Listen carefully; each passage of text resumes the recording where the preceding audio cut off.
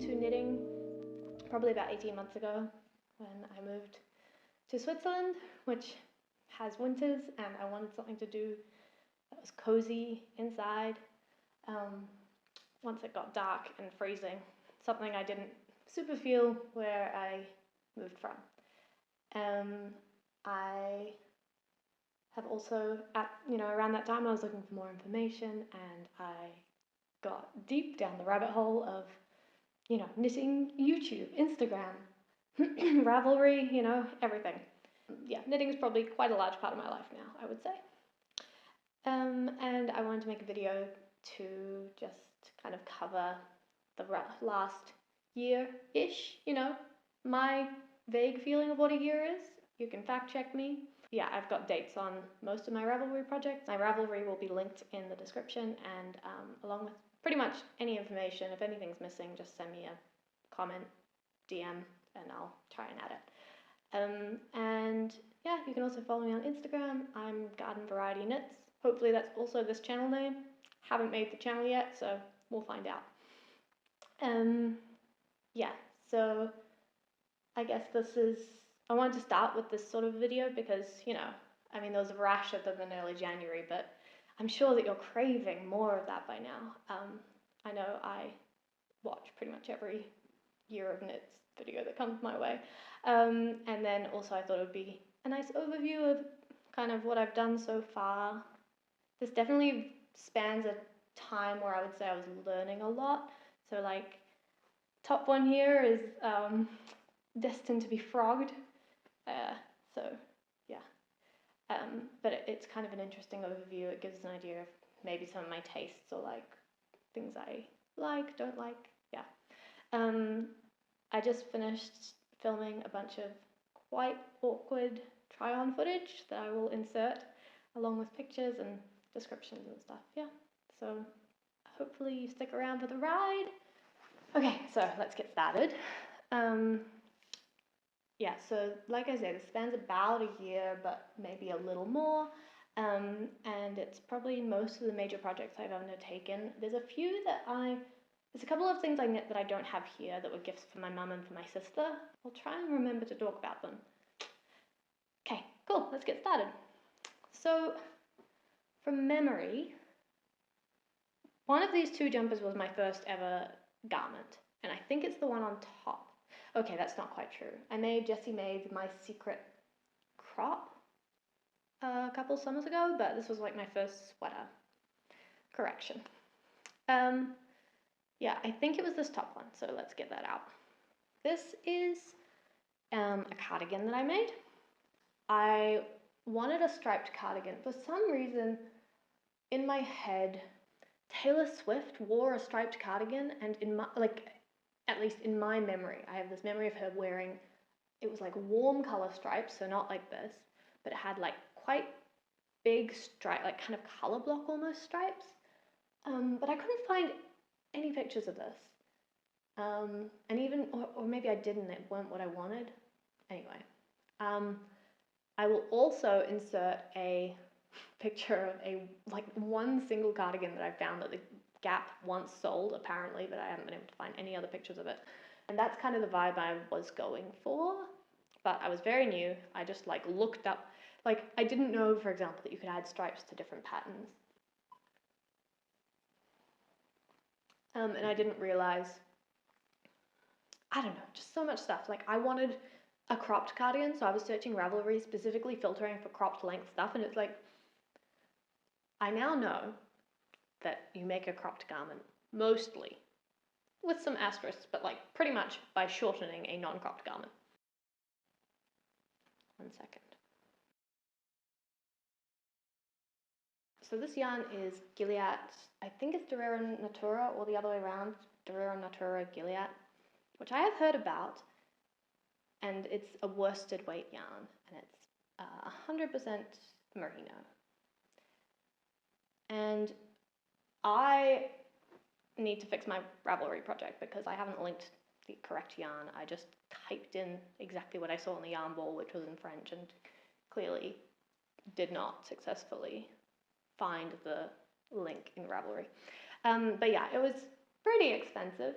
And I was new, and I thought, why not just try the free version of stuff? Like, it'll probably just be the simplest, like, you know. So I found a free drops pattern called Sweet Country Sunrise Jacket. And I also, like, I kind of knew that gauge mattered, but I didn't understand all the concepts. I mean, does anyone ever fully understand gauge? I think I'm getting there, but it's, you know, it's been like 18 months, so if you're still kind of like, oh, I'll just wing it, yeah, I vibe. This was very much a learning experiment.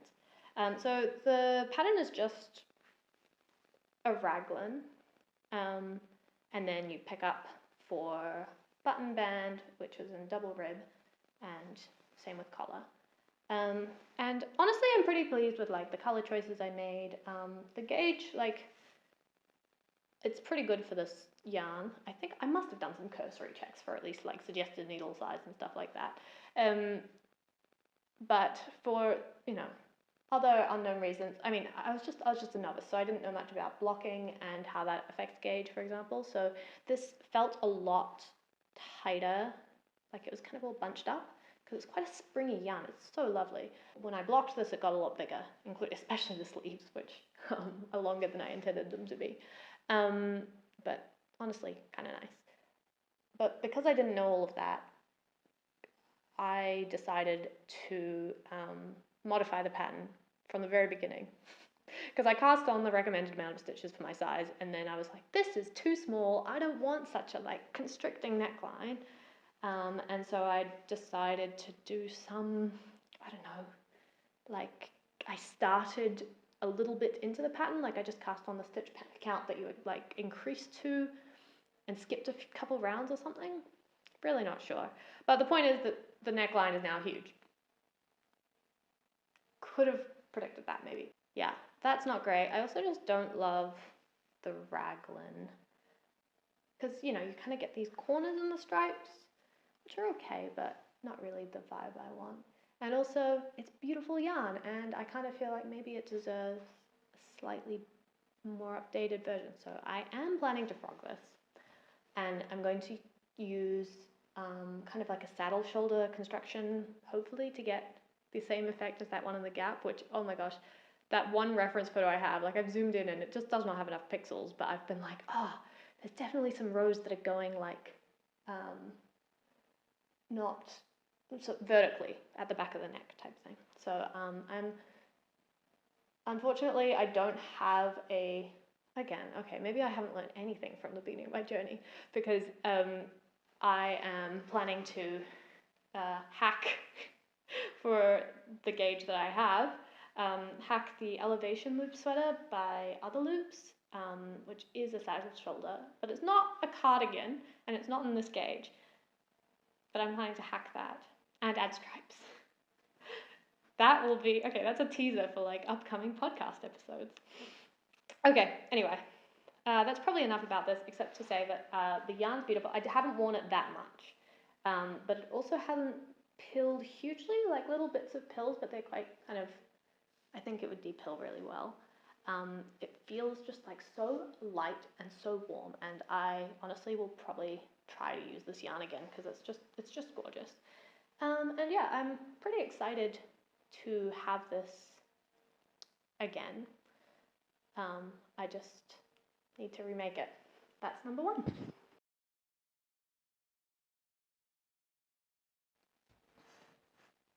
Okay, so the second thing that I knit was the step-by-step sweater by Handmade by Florence, who is someone whose taste I very much appreciate. I love watching her videos, and I think after that one I kind of was like, let's take a step back and follow some instructions for once. So I loved that she had videos detailing everything, and I learned, yeah, it's a shame that I can't kind of cite my source for absolutely everything I know, because I feel like people deserve credit for all the amazing info that they just put out there and just kind of casually drop in their episodes, you know?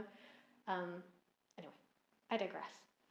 Things are rambling. Okay, so this one, it's made in maybe a blown yarn is the construction, you know, where you have like a casing and then the fibers are kind of in it. So this is Rowan Merino Aria. And so yeah, it's 93% merino and then 7% nylon, which is and this says chainette texture according to, or I-cord construction, according to the Ravelry notes on the yarn. And so this was again kind of a novice event. I was at a Christmas market and I found a store that was selling like hand knits. And I kind of went to have a look just because I was like, oh, I learned to knit. And then they had a little thing of balls of yarn, maybe. And I was like, oh, you're selling yarn? And they're like, yeah, well, we're closing the business. And so I don't know how much this would cost normally. Give me 1 second and I will try. This is like 15 pounds a ball, which, you know, I am not in pounds. Maybe pretty pricey. Looks like maybe between 15 and 20 francs per ball. And I think I got it for 5 a ball. So this was pretty heavily discounted because they were closing and they were like, oh, what do we do with all this yarn? They were mostly using it for accessories, which should have given me a clue. But yeah, I decided to just buy like a whole lot, like I think a bag of like 10 50-gram balls maybe, or 11. And then I also got some in navy, which I made a scarf for my boyfriend, which I have here. I think it's technically not in the last year, so I'm not going to include it in this video, but here it is.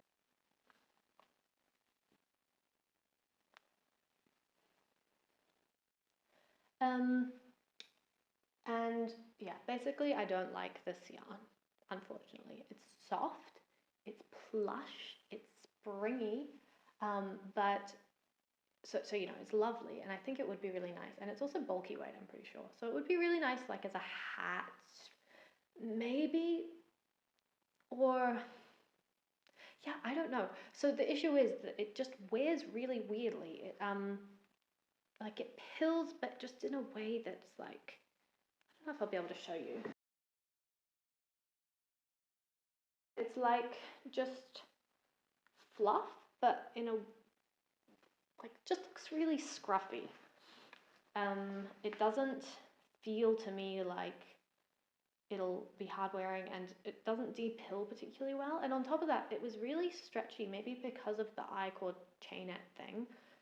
You could like stretch it, and I had a really hard time when I was knitting it not stretching it at, you know, some points of the knitting process and then leaving it loose in others, or like, you know, as you tension your yarn, you kind of have to let a stitch, you know, worth of yarn through your fingers with each stitch, otherwise you just end up with more and more tension for like, you know, say over the course of 4 stitches, your first one it's super loose and then your 4th one's really tight, and I just kind of found it really hard to avoid that effect because it stretched so well, like it didn't want to pull itself through, and so I don't know, I just don't think it looks particularly even, and then on top of that, there's like one random ball or something that was just like kind of threadbare.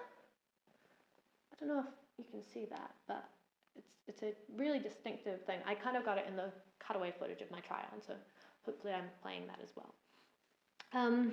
And so yeah, I've got plenty more, so I could go back and fix the sleeve, but I just don't know if I'm going to wear this that much.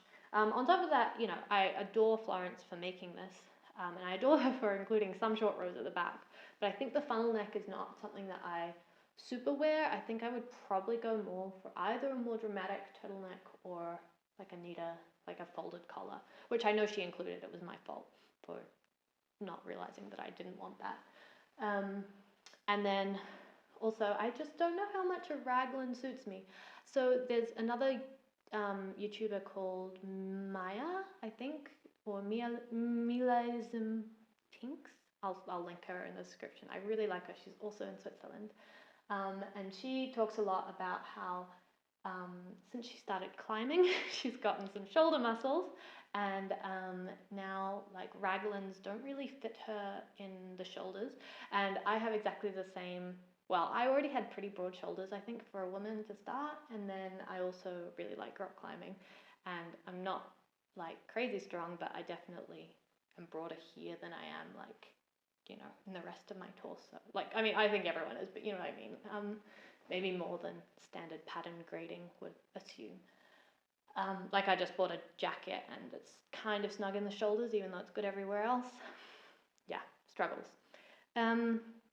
So yeah, I don't know if I love raglan as a construction because of that, unless I were to somehow find a way to modify the increases. So yeah, I mean, but I'm pretty pleased with how this turned out. Like, I mean, it looks nice. The other thing is, it's white. Like, how am I meant to maintain that? Yeah, and I don't know if it's a property of the yarn or just me expecting too much from wool as a natural fiber, but it feels like it's not even particularly stain resist, like, or kind of, what's the right word? You know, when it just kind of starts graying or like getting muddy. It doesn't feel particularly resistant to that, and I'm kind of reluctant to bleach wool, but maybe I should just do it. Yeah, anyway, I do like it. I do wear it occasionally, but mostly I'm too scared of dropping food on myself, and I don't love the scruffiness and kind of uneven stitches. Yeah, so that's one. Okay, now we have a brief rash of summer knits, because I think that was the end of my winter knitting last year. So next up we've got Camisole No. 4 by My Favorite Things Knitwear. I made this cropped. I don't mind cropped garments. I mean, I'm wearing a crop top right now, but it's also was completely out of necessity because I bought like one skein of this yarn. I was on a trip and, you know, traveling, I was trying to visit some yarn stores. It was my first time having a hobby that I was excited for kind of regional travel shopping, you know, and I picked stuff up and I didn't really have plans for it, and I also went kind of for variety versus quantity, so I didn't know much about like how much you would need for a given garment at the time. So it's this yarn, I think. Okay, according to my Ravelry notes, I did not keep the label of this yarn. It was a superwash yarn that came from maybe Peru, but it, I think, is single ply. I actually really love it. I was definitely worried about the hard wearingness of it because of it being single ply. Like, I didn't even know what single ply was as I was buying it and knitting it, but you know, I could just see visually that it wasn't tightly spun, and I was a bit concerned. But it's been wearing pretty well, honestly. I also kind of worried about the practicality of a summer top in pure wool, but I don't know. I mean, it's just not very much fabric, you know? So if it kind of lets you breathe and exposes a lot of skin, like it's actually pretty cool. Yeah, I quite like this. I do find you know, everyone complains about this, but the I-cord straps, it's kind of hard to know just how much they're going to stretch before you knit, which it can be a bit of an issue.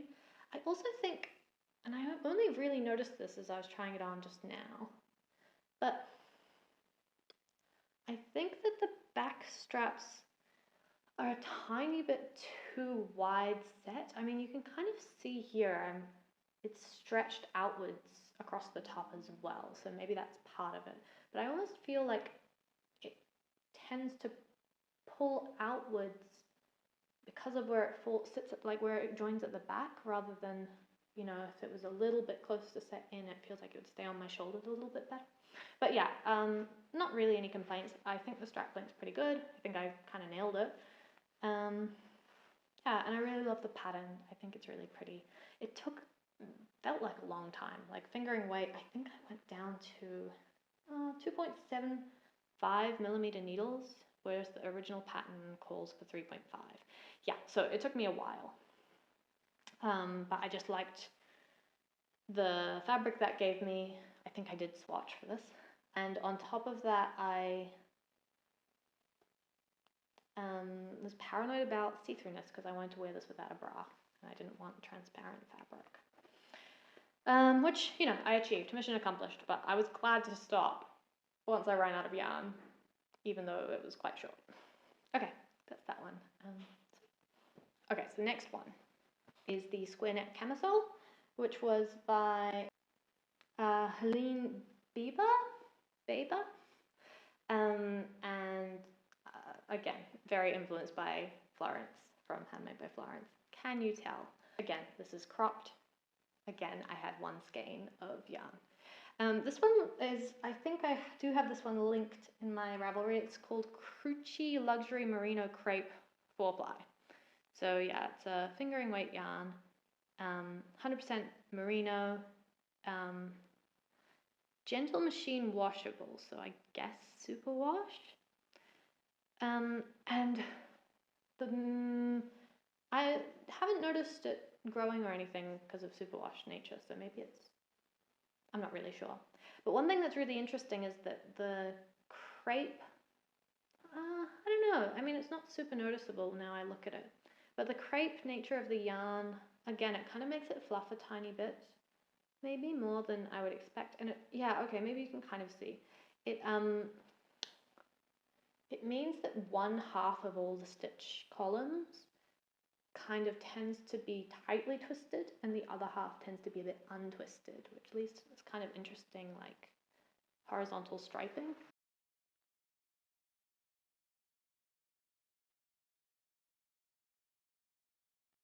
Definitely too dark for me to be showing details now, but yeah, hopefully that's okay. Yeah, anyway, this is popular for a reason. I will probably make another one once I can, you know, brave another fingering weight tank top, which probably realistically is going to be this summer. I might use cotton merino for it, given everyone quite likes the knitting for olive one. Or I might use straight merino because, yeah, again, I haven't found it too hot because it's just such low coverage. Yeah, I might make a slightly longer one. just graze the belly button at least. Yeah. But again, that was yarn I bought traveling, and I'm happy I did it, and I'm happy I had a variety of yarns at that beginning stage to just feel inspired and feel like I could start new projects, because I learned so much from all these different techniques. You know, like that one's got applied double knit edging, which is just a cool thing to learn how to do. Also this one, yeah, I learned to trust the process, although luckily I'd already watched Florence say that you had to do it, because it does look bizarre until you add the edging. Yeah. Okay, so the next one is fun. So this is a pattern called the Romanesco Jumper, which is by Ranti. Ehinmola? I feel like I've butchered that. I'm sorry, Ranti. But I got this from an Instagram ad, which, you know, awesome that targeted ads, you know, worked in this particular case. And basically, I think it's inspired by Romanesco, like the broccoli, you know, that has those kind of cool spirals. And it has this great stitch pattern that creates like this bumpy texture. And I saw it and I really liked it, and I thought that just looks like a fun thing to knit. So I bought yarn for it. I think in my head I was going to tone it down slightly by making it a tank top, which I saw one of the test knitters did, so just not having a full sweater. And two, I went for a neutral color. I was like, oh, I'll go for like a white. And there I was kind of thinking, oh, you know, maybe it'll read a little bit more like high fashion, like organic, but not kind of zany, you know. But I think in reality, all I did was kind of successfully make it read egg carton. I don't know. Anyway, I think it's definitely fun. And it was so cool to knit up, just seeing it happening. One thing I'll say though is that the pattern specifies you've got some central double decreases and central double increases, and the pattern kind of gives a couple of suggestions for ways to do that. and I didn't love it, and I did some extensive swatching before I started this. And the one I landed on, I think it looks the smoothest in terms of like knitting, but it does still, like, especially with the white against my kind of pink skin, it still, when I wear it, it feels like those holes are quite wide. So I was playing around with doing some duplicate stitching, and unfortunately for me, because it's a lot of work, it does work really well to fill in those holes, which means that I'm probably going to do that just in like a band across like the top half of the front, because like the back I don't care, the bottom of the front don't care, but I feel like it just might make me and others more comfortable if it's not like see-through lace at the bust. And then the other thing about this is that I had made it originally, I had just kind of like left off the sleeves, widened the armholes slightly, and then just kind of stopped knitting the neck at a point where I was like, oh, it looks fine. But then I changed my mind and thought I could do better. And so I went back and I added I-cord edging and straps, and I-cord edging along here as well, which was good, but I tried to avoid, I just ripped back. I didn't do any more like re-knitting in the original stitch pattern at all. And I think that was a little bit lazy of me, and if I had infinite time, I would probably go back and also do some decreases across the front panels so that these straps sat in a little bit further on my shoulders as well, because they're quite wide. It's like a very wide square neck now, which I don't hate, but it's just maybe not my perfect incarnation of this. But now that I've done that, so I only finished doing this strap modification like a week ago, and it's only just starting to warm up into spring here, but I think I'm going to get a little bit more wear out of this over the summer. So the yarn for this one is the fiber company Luma, which is, it's 50% merino, but 25% cotton, 15% like cellulose linen flax, which I guess is their way of saying like a rayon maybe, and then 10% silk. So it's only 15% like wool, and then the other 50% is kind of summery blend type stuff, I would say. And the idea there was, yeah, since I was making a tank top, not a jumper, I didn't want it to be too hot, because this is like a DK. So it's probably still a bit thick as a summer jumper, which is another reason I'm quite happy to have made the strap modification. But again, it's pretty cropped, and it's fun and funky, and yeah, I don't think it's an issue. I guess the only other thing is because it's not as washable, maybe, partly because of the texture, which makes me less, quite reluctant, I guess, to wear it when I'm going to be doing activities that might make me like sweat a lot or something. So we'll see how much wear it gets, but yeah, it was fun. It was so fun, and it's funky. I like it. I might even wear this if I were going like out. I never go out, but if I had a party or if I was going clubbing, then I might be like, yeah, I'm gonna wear a hand knit, organic, weirdly shaped, textured thing. Okay. The next project is heavily inspired. Yeah, I've got this vague idea that in my first podcast episode, I'll have like a nearly upfront section of like all my top knitting influences, because I feel like that's a really good way for people to think about if they have similar taste to me, is for me to just say who I really like. But I feel like I'm already incorporating most of my favorites into this already. So Cat Weaver, whose YouTube I think is just Cat Weaver, used to be Heather and Hops. Anyway, I really love everything she does, pretty much. And she kind of has a bunch of, maybe by this point slightly older, but ranunculus blouse or jumpers that she knit in mohair. And I loved that, and I loved how good she looked in black, and I was like, I'm gonna wear black. I don't know if I look quite as good in black as she does, but I still really like this, and black to me is a neutral, so I get to wear it a lot. And so yeah, I knit a ranunculus, which also just feels a bit like a rite of passage. So I'm quite happy to have done that. And I did this in a single strand of Drops Kid-Silk, which is quite thin, it's lace weight, and so I sized down my needles to 4.5mm needles. The original recommends, yeah, 6mm, so pretty big sizing down.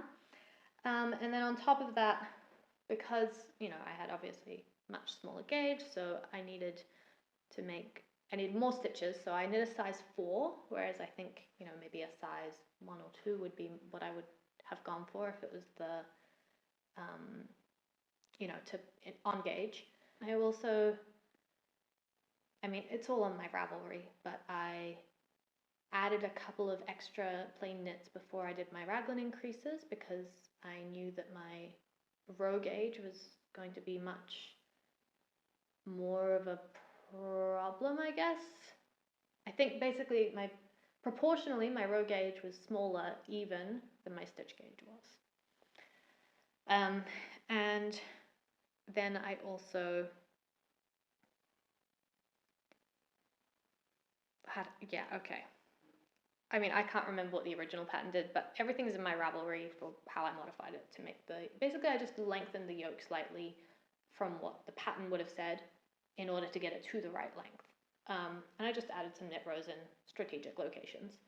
I did the small neckline option, starting with the tubular cast on. I was a bit worried that I wouldn't be able to fit it over my head because I think I still use the stitch counts for size 4. Or I think rather the neckline isn't sized or something like that. And I just used the stitch count in the pattern because I did want it to be quite close, but you know, Kid-Silk doesn't, like silk mohair doesn't have a stretch to it, so I basically, once the tubular cast on had stretched out, that was what I had to work with, and it fits over my head. But I have to be a bit careful, and I can't really put it on when I've got like my hair up, for example, without, you know, carefully, like it goes on the bun first type thing. I also omitted the short rows in the front, but kept them in the back so that the front kind of is just round, and then the back still raised a bit. Because I think the short rows in the front, it's just make it a boat neck, which I don't love a boat neck. I did do the diagonal sleeve modification with some short rows at the end of the sleeves, I think to make them sit a bit lower on the top than on the bottom. And I cropped the whole thing a little. Although maybe, I mean, it might just be a cropped, I don't know. I mean, honestly, I never really read the length recommendations for sleeves or bodies. I just do what I want. And if there's decreases in the sleeves, I'll just kind of, often I'll just follow the instructions and just knit a bit further, or if I follow the instructions and then I think it's still too wide anyway, I'll just keep doing decreases at the like kind of interval that's laid out in the pattern and just keep the shape going. Either or, I really don't mind. But I think these are straight sleeves, so literally I just knit them to the length that I wanted, and the body I just, yeah, chose a length that was good for me. Although I don't think I have very much of this yarn left over, so I might have also just stopped because I was, again, kind of running out of a yarn. Yeah, I don't play yarn chicken, but I hate having tons of leftovers, so I definitely am a knit my sleeves pretty much the moment I split the sleeves sort of a girl, and then I'll come back and do the body afterwards, and that way I can know just how much length is a good amount to use up my yarn type thing. Yeah. Okay, so that's that. This is probably a good time to mention as well that one of the gift knits I mentioned at the beginning was a ranunculus for my mum. I made a short-sleeved version. I did kind of like a frilly sleeve on it, short sleeves. And for that one I did hold 2 strands of the mohair together, and I actually marled a grey and a heather colour for this colour that didn't really come off on camera, but like in person it really was like looking at a storm cloud, because you get that kind of grey and weird light purple, like, you know, like just really kind of spooky and it shifts as you look at it. So that was really nice. And yeah, I think she liked it. I don't know about the practicality though of a short sleeved, like airy top in double held mohair, because you know it's still see-through anyway, and it's just traps a lot of air and it's quite squishy. So it felt like maybe, I think I preferred my mohair held single for that just particular kind of floaty, airy mohair garment. So I would probably do that again in future versus the held double. But yeah, I thought it was really pretty. Clearly I enjoyed the Ranunculus pattern enough to just kind of whip up a gift knit with it. And yeah, it knit up a lot faster on the recommended 6mm needles. Yeah. And I can insert a picture of that one. I don't have it to try on. And while we're on the topic of gift knits, I'll talk about the other one that I made, which I can't remember when I did it. I think I have dates on my Ravelry. I finished it in April, so it probably should have gone before the summer knits. But basically I made a Mohair Intentions cardigan by Vanessa Fleming. I did not use mohair though. I used the Lang Yarns Malu Light, which is a alpaca. 72% alpaca, 16% nylon, and 12% wool. And that's an Aran weight yarn. I don't know really if I was doing what was intended. Oh no, she says Aran in her pattern as well. And she was recommending the Wool and the Gang Take Care mohair, which I think is also Aran weight. Yeah, that's an Aran weight mohair. Yeah, fingering Suri held double. Or yeah, like a Hobby Diablo, which looks more like a lace weight, but that was held triple. Yeah, anyway, I was following instructions for finding an Aran weight fluff, basically. And so that cardigan, again, I was influenced, this time by the YouTuber Acorn Knits, who I really like, and she had knit it, I think maybe even as a test knit, and it just looked really cool, and I thought of my sister when I saw it, so I thought that I would try making it for her. And it's basically all over fishtail lace, so that was my first time knitting lace, but it was just super straightforward. Just followed the instructions. I think there were some video tutorials in there as well, so really doable. I mailed it off. It fit her. I think I got her to send me the measurements of one of her favorite jumpers or something, just to be like, what's roughly the right size to knit? Yeah, wasn't super sure about using such a fluffy yarn to knit lace. Like, I didn't know how well it would block out, since I felt like it was really gripping itself. It felt like wherever I placed the yarn when I was knitting it was where it would stay forever, you know, like it wasn't, if it was a kind of a smoother yarn, it feels like it'll like slide into place, you know, it'll block and it'll be like, ooh, I'm just gonna like even out all the tension issues, but this didn't feel like that. But it looked pretty good, honestly, after blocking, so I was happy with it. I'm really tempted to make another one in like, for myself, either in like a cream, which I know I said is dangerous, or maybe a black as well, I think would be really nice, like a black fluffy lacy cardigan. That's pretty low down my queue, so only because I have other things I'm very excited about, not because I don't want it. Cool. Okay, so after that brief hiatus, we're on to the last 3 items.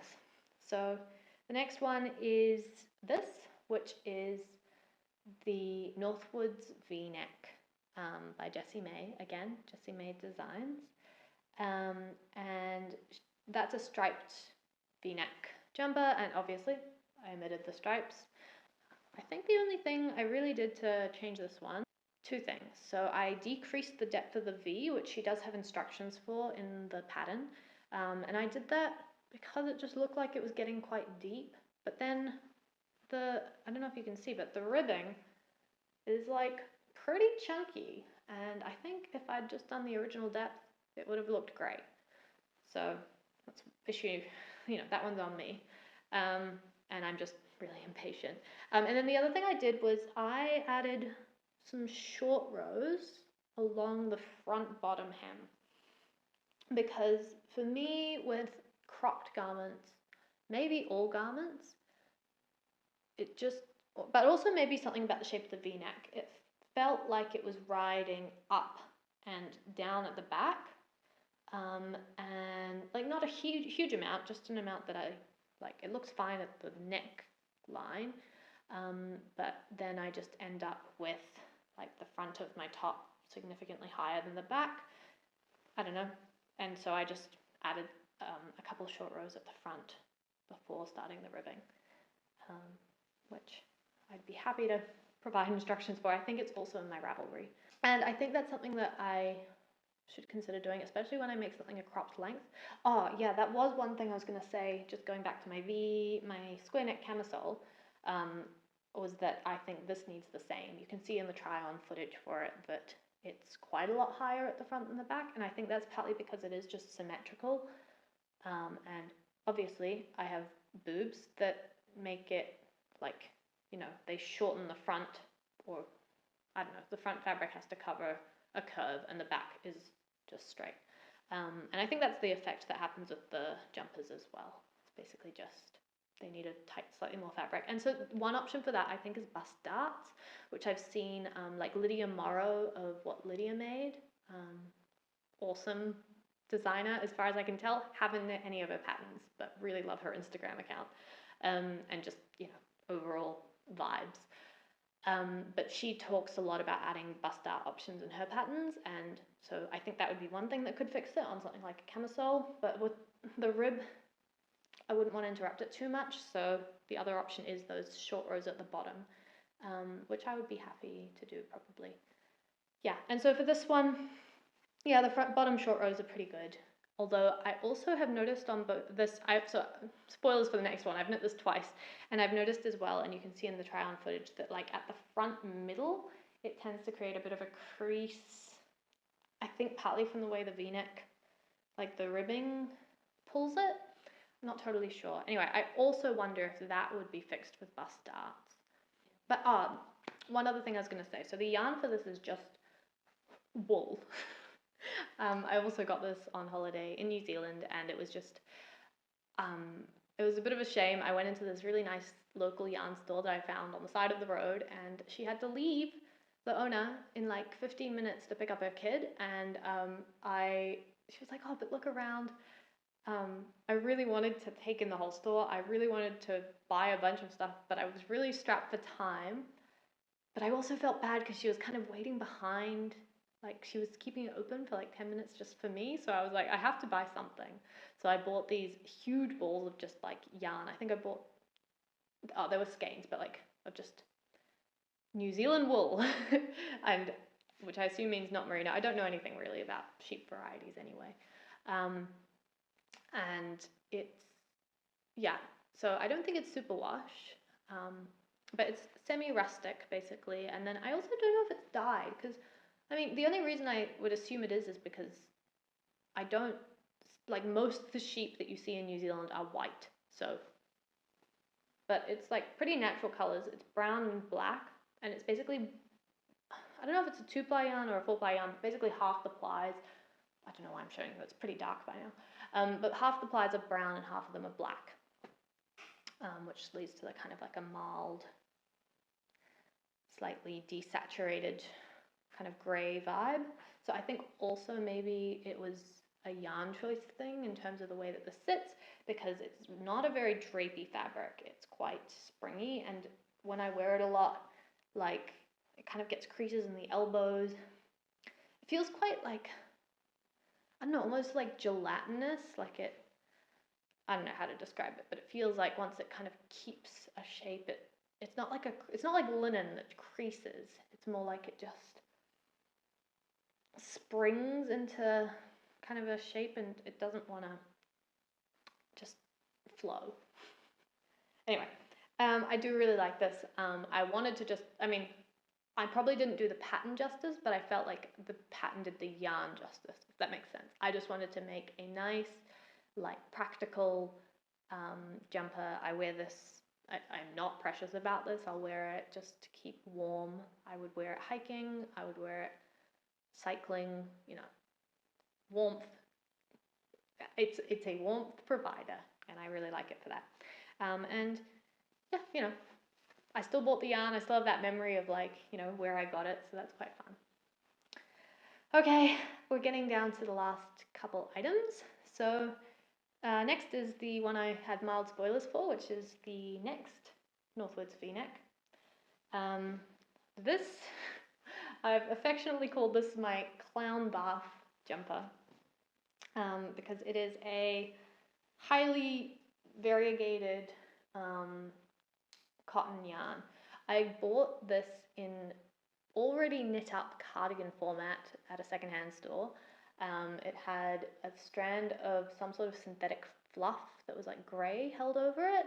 I'll see if I can insert a picture. I might have one I can dig up. Again, I think I bought the cardigan when I was pretty new to knitting, and I was like, you know, getting some Instagram reels about people reclaiming yarn from secondhand clothes, and I was like, oh, that sounds fun, and I found this and thought it was a good opportunity. And I'm glad I tried it, and I would probably still do it. I mean, from a consumption standpoint, I really like the idea of repurposing older yarn, thrifting yarn, you know, the secondhand market, same with clothes. But I do think it's a pain, and I do think that knitting's kind of interesting in that you are putting a lot of time into the thing that you're doing, and if you can't, I like personally to try and remove some of the risk from that, like to have a slightly more certainty about the end product being something that I want and use. And obviously there's different garments for different purposes, like some things are experimental, like, you know, my Romanesco jumper tank was like just pure enjoyment and experimentation. But I think generally I'm probably going to err on the side of buying yarn for projects. And I think that's a reason as well. I don't have a stash. I mean, I have yarn, but it's not, or I mean, okay, again, referencing Cat Weaver, she calls it a wool pantry, which I really love because it kind of indicates, you know, it's like a place that you go to find the things that you need to make something, you know, and it's just your store of it at home instead of going to the supermarket every time you're going to cook. But I don't personally collect very much because I like being able to choose stuff for the project with completely free choice. And also, you know, I don't think I'm advanced enough yet in my understanding of fibers and yarns and stuff to want to collect a lot because I don't know what's good. You know, reference my chainette sweater. If I'd gotten much more of that yarn, I would have a real problem on my hands because I don't like it. Yeah, so in terms of reclaiming yarn, I think it's also one of those things that is a little bit of a risk. That said, I know a lot more about fiber now. Like at the time I bought this, to be fair, it was a bit disguised because it had this fluff over it, but I didn't realize it was just a cotton yarn, and I especially didn't realize that it was this kind of, I think also chainette construction, but this time without anything blown through it. And it's just, like, it's not the nicest cotton yarn. It kind of looks a bit scruffy, I think also because it's been, you know, frogged and then reknit. But also because, yeah, it's basically two strands of chainette held together. I don't know if that's a choice that the original knitter made of holding two strands together, or if it was how the yarn came. But it also, that's why this looks crazy as well, is because it's two strands of very variegated colourful yarn held together, like marled. So it's just insane. And then on top of that, each chain, like, it often just has random other colours at the core, and you can see that. I don't know. Don't love it. And this one I kind of knit up out of pure stubbornness once I got to about halfway, and I think I'll still wear it around the house. Because it's cotton, I can machine wash it. It's like much easier to care for, sort of. And so I think I can just wear it inside and not feel super worried, and it's quite comfy. So like maybe it's pajama level top. I also chose to use white yarn for the contrast, but I held some thinner yarn double and it's clearly a lot thicker, like stiffer than this fabric. So I don't love that. And on top of that, when I blocked this, the white kind of took on a blue tinge from, I think, the blues in the other yarn, which bled a bit. So I don't know, not a roaring success, but I did get to live my values of using secondhand yarn, and I know a bit more what to look for if I'm going to do that in the future. Frogging something that has fluff in it is way harder than frogging something that doesn't. So yeah, I don't know, this was fun. I liked it. 2 more items. And one of them is, so neither of these do I have try-ons for. So one is this hood / balaclava, which was knit in lace weight yarn. What is the practicality of a lace weight balaclava? One might ask themselves. But again, this was one where I had the yarn and I wanted to make something from it. And I didn't have enough of the yarn to hold it double. So Zilana Luxuria Air lace weight, which is a yarn that is got, how much percent? Yeah, so it's 40% brush-tail possum, which is beautifully protected in Australia and a pest in New Zealand because it interferes with our native birds, and so it gets trapped, and at least they repurpose its fur. And then this is also 40% cashmere, and then the last 20% silk. So crazy luxurious, beautiful, gorgeous color. Just a really nice green. I'll see if I can put in a picture. I didn't use a pattern for this because no one had a lace weight balaclava pattern. Weirdly. I don't know why. I will take my hair out so that I can try this on.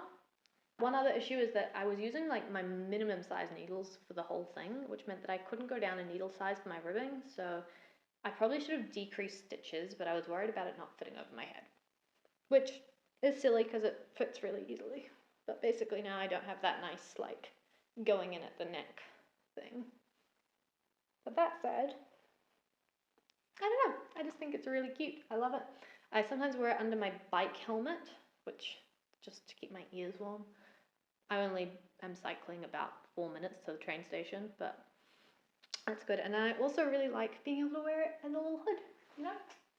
I think that's really cute. Me and my boyfriend had a guest recently who had a balaclava that his friend had knitted, and he wore it as a hood like all the time, and I just thought it was such a cute little alternative to a cowl or a scarf, because then when it gets cold, boom, kapow, you're covered.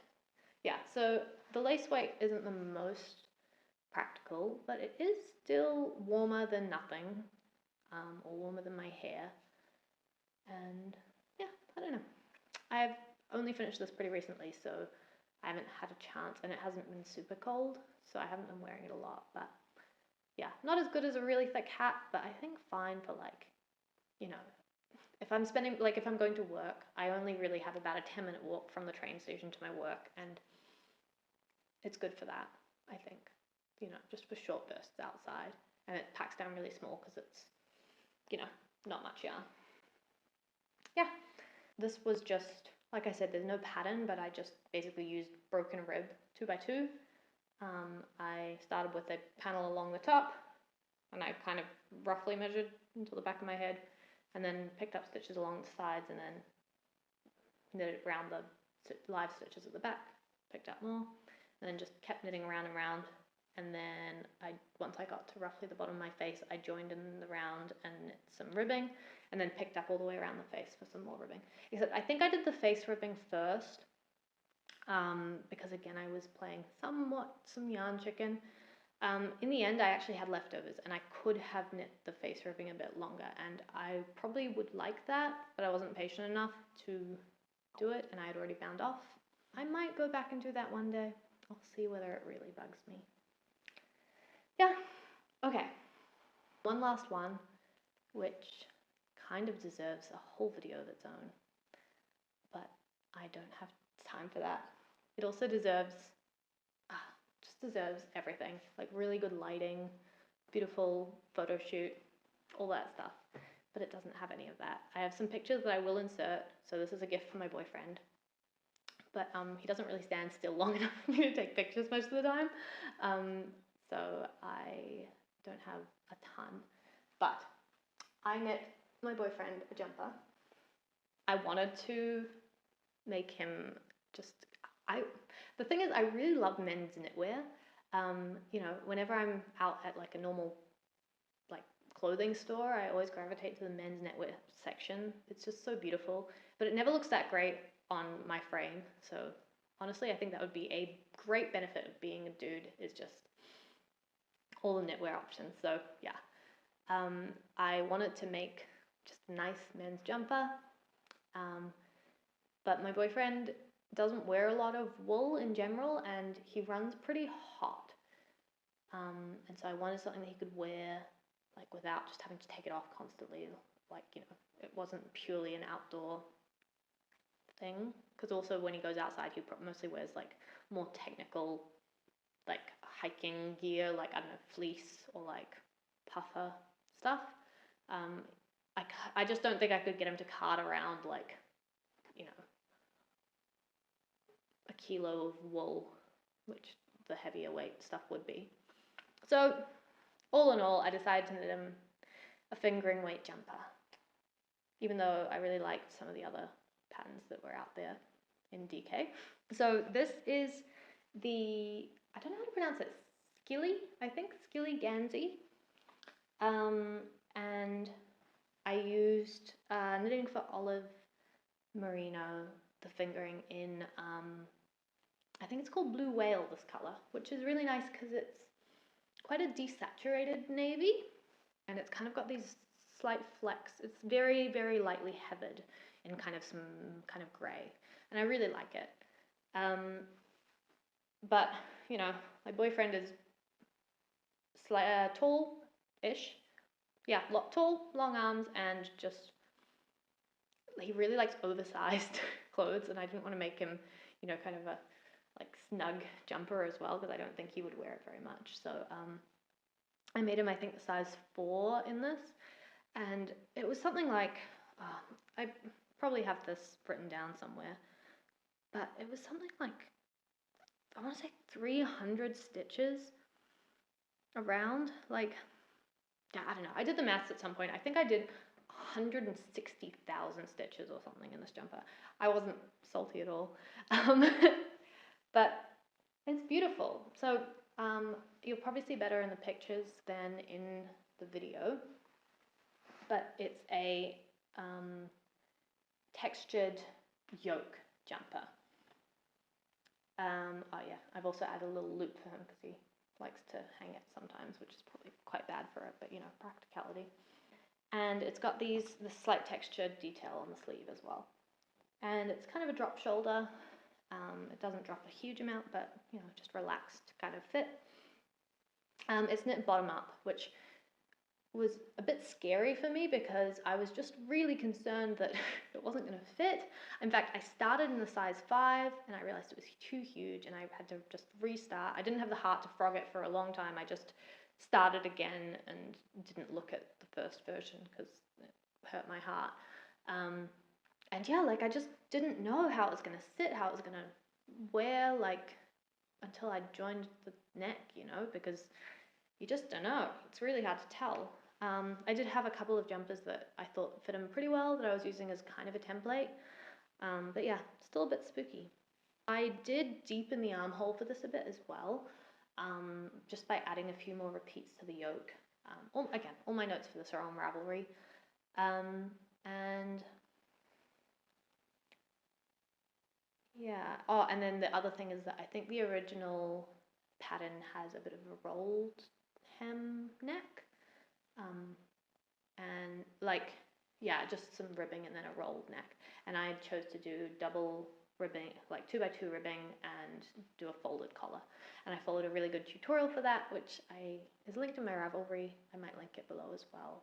But basically, I know there's a lot of folded collars, especially in patterns that are top down, where you start with the ribbing and then you knit it together and then you keep going. And, you know, basically instead of And some people do that instead of binding off as well. They'll bind off while picking up. But honestly, I followed this tutorial to sew it down, and it looks really good, and I think it's less fiddly.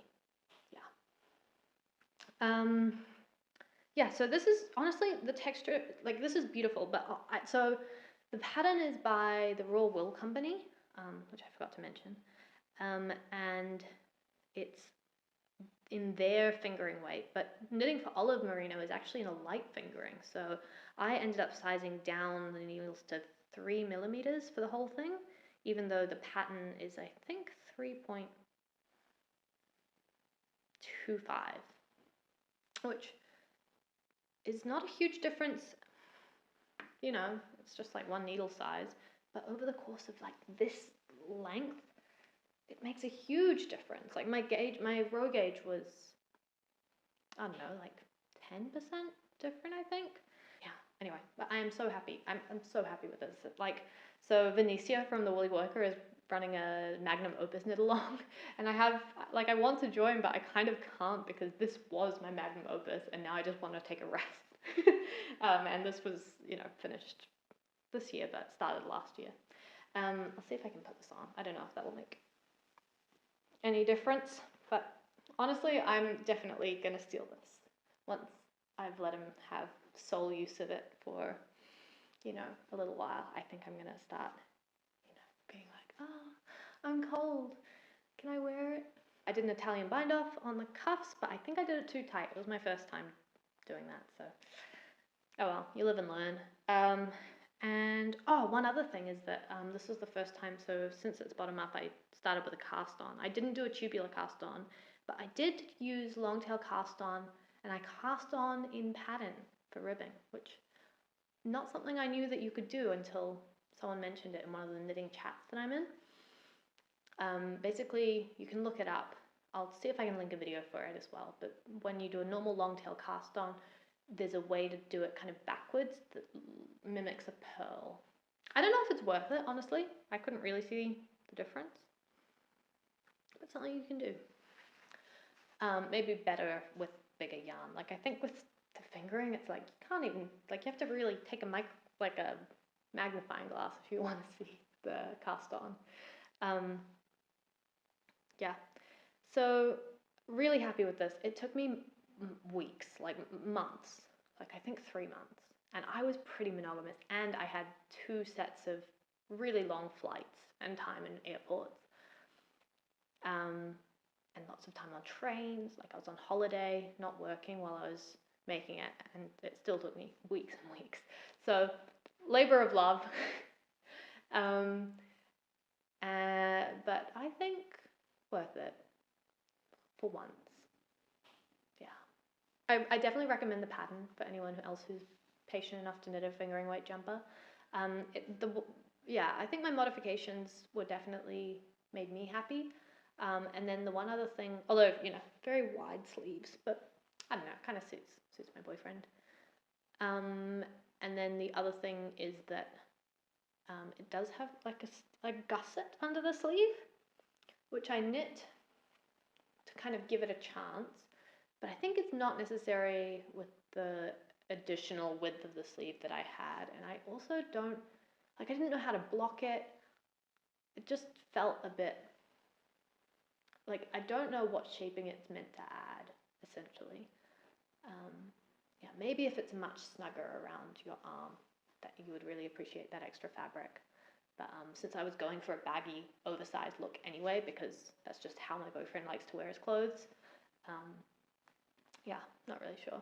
Oh, this was also my first time working with any knitting for olive yarn, and I thought it was hyped because everyone was talking about it so much, but I do really like it. It's really nice. It's very soft. Yeah, it's not at all, like you wouldn't think of it as like a non-superwash woolly yarn, even if you're just a non-knitter who's coming to it, you know, because you were gifted it. Yeah, so, and it's wearing really well. It feels like if it pills, it'll be depillable, you know, like unlike my complaints about my chainette yarn, and to some extent my crepe yarn as well. Yeah, really good, really like it. And I think, you know, fingers crossed it'll last long enough that it'll be worth the investment. Yeah, I think that's all of my items. So I think that's everything. Yeah, if you enjoyed this video, I would really appreciate if you could give a thumbs up or a comment and even a subscribe. I am hoping to make more videos in the future. I mean, this is not even including any of my whips or anything like that. I've got some plans. I'm not planning on becoming a ultra productive knitter. Like, I'm very aware that this is like half the amount of stuff that a lot of people have in these videos, and I have no intentions. I mean, even in disregarding the amount of knitting that went into this one item, I just have no intentions of, you know, becoming that prolific. But I do, you know, do some knitting, and hopefully you'll come and hang out with me while I talk about it. Yeah, I think that's everything. Oh yeah, and if you want my Instagram links or anything like that, it's all below. Let me know what you're working on, what your favorite item was, if there's anything that you would knit from this list. Thanks so much for watching. Hopefully